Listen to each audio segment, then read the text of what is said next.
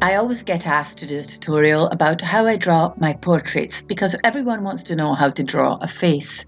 I think if I asked 10 people in the street if they'd like to know how to draw a face, probably 9 out of 10 would say yes, because it's a cool skill to have. Why would you not want it? But if you're an art lover and creating art is your passion, then this skill is something that is crucial to know and that you're probably itching to master so you can just get on with the painting, right? Is there an easy way to crack how to draw the face? Well, not exactly, but some things will definitely make the process smoother, simpler, and faster. Hello, my name is Fiona De Pinto and this is Drawings in a Drawer. On this channel we discuss everything watercolour and how to express ourselves through art. So if that is something you might be interested in, be sure to click on that notification bell so you won't miss any of my weekly uploads. And now let's get into today's topic.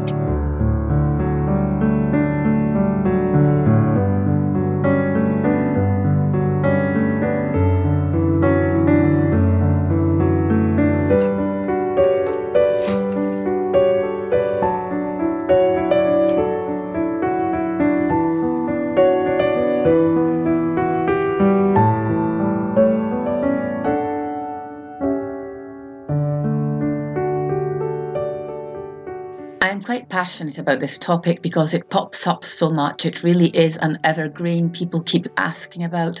But not only that, I would say that at least 85% of the time when I see a so-called botched painting, the cause is the lack of a solid sketch. The sketch is the foundation of the art. You can really only get around not having any drawing skills by simply tracing your reference photo, which is absolutely fine and which we very often do in watercolour anyway, to not ruin our precious watercolour paper. And that is the only way, really. Or you can make up your mind to learn how to draw. I really don't want to hear anyone saying they can't draw to save their lives. That is not true. We can all draw, and I'm going to show you how to simplify things.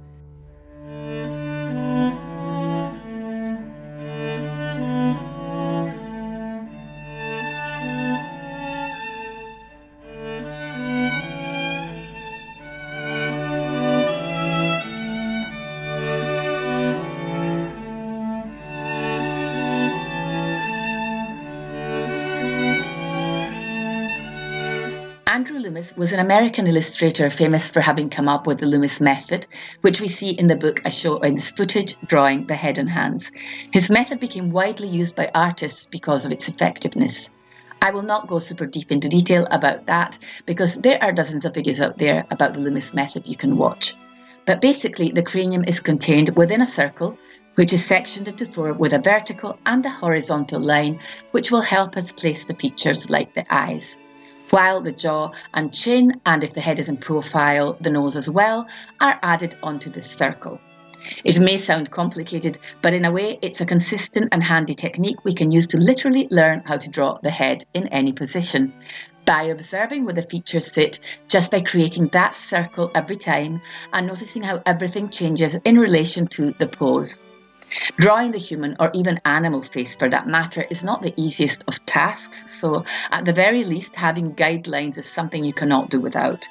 The most common mistake I see in freehand drawing is lack of symmetry between the eyes. That will potentially ruin the whole drawing or painting.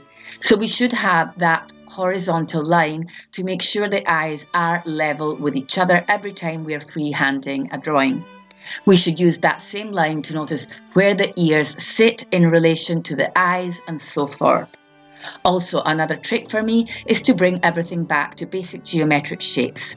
Seeing the nose like a triangle or a circle and then chiseling it out, for example, noticing the planes in the face and turning them into rectangles and squares is an easy way to break in a drawing. Habits are hard to die, and with the people in my art community, we were noticing how we tend to make the same mistakes over and over again, like placing the nose too far down in the face, and I totally resonated with that one. I did it for years, and that is because we really have a very hard time detaching from what we think we know and really learning to be in the moment and observing, seeing with fresh eyes like we were seeing for the first time. I think the Loomis method, bringing things back to basic geometric shapes and approaching drawing with this mindset as an observer with new eyes, are 3 great tools to improve your drawing skills fast and consistently. I personally have adopted the Loomis method, so I use a partial version of it.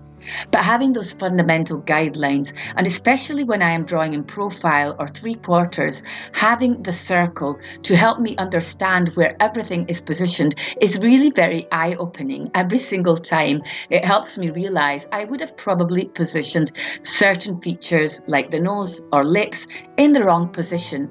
Again, because I am thinking with the what I think I know mind frame rather than the I have never seen this before one. Which can be hard to do, I get that, but it really is a game changer if you can.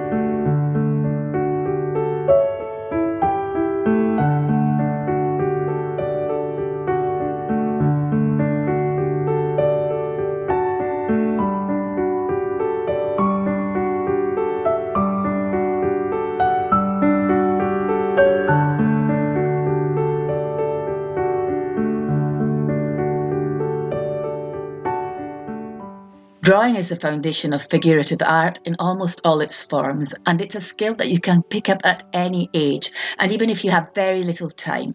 Because hear me out, time is not of the essence in this case, or rather, it is in reverse. You need to limit it, to cut it down to just a couple of minutes, literally. I host several live sessions every month with my art community, and we sit and draw on a time limit. Sometimes it's just 30 seconds or a minute. Newcomers are sometimes confused when they log into a drawing session for the first time. They don't understand why these people are all frantically drawing against the timer, against a deadline that seems impossibly tight. That brings me back to the mind frame we are in when we are drawing and how important that is. Cutting down the length of time we have to draw a subject will force us to step away from our preformed idea of that subject. You will get in line, movement, energy. These are the things you will start grasping. This is such a powerful tool. Since we have been doing timed sketching, not only have I personally rediscovered how innate the need to draw is for many human beings, but also all the things the subconscious mind wants to tell us and how it reaches out to us through these drawings. And that brings back childhood dreams and the desire to create worlds we can escape into. It's magical. Drawing 5 minutes a day may very well be more effective than drawing one portrait and spending 5 hours on it. It will teach you less to spend that long. In fact, because your mind will get even more lost in detail and worried about your performance since you have as long as 5 hours to draw it. But if you have only 5 minutes, all pressure is gone, and we've spoken about this on this channel before. The pressure we put on ourselves and negative self-talk are our number one enemies. Of course, feel free to join our community if you want some company in your art journey and the opportunity to meet like-minded people from all over the world. All the links to find us will be in the description box, and we can't wait to have you.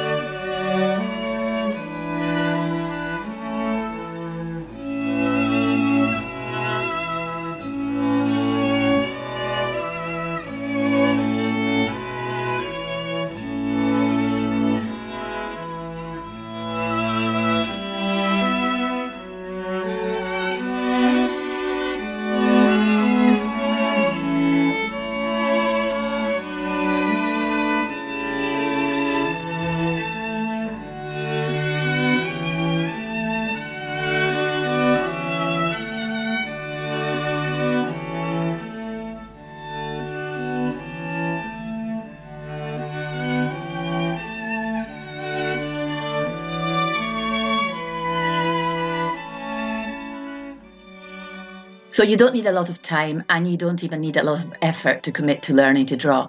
Whatever age you are and whatever your reason, You need commitment, that's for sure, that tiny little thing we humans seem to be so terrified of. You need to make a promise to yourself that you are going to give yourself this gift. In fact, you're going to summon it into becoming and not allow it to stay forgotten and unused in some unexplored compartment of yourself, waiting for the next life to come along. Your hands are amazing tools. Think of all the things you could be creating with them and put them to good use.